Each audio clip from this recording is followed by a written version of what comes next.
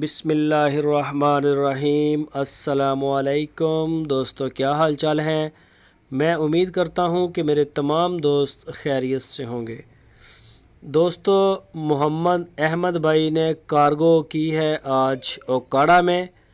वहां पे हमारे दोस्त हैं मोहम्मद आसिफ, तो उन्होंने भरपूर एतमाद किया है DGF लाइफस्टाइल चैनल के ऊपर और इनकी पूरी टीम के ऊपर, और मोहम्मद अहमद भाई और उनकी पूरी टीम के ऊपर एतमाद किया है।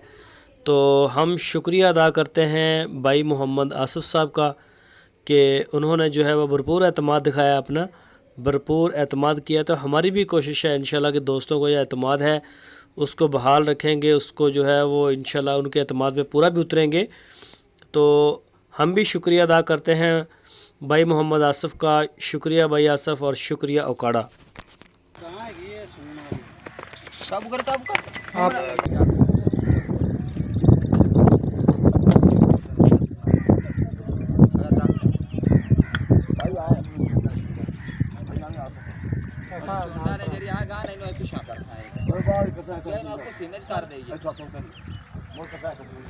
ओ गान उकरे बन्नी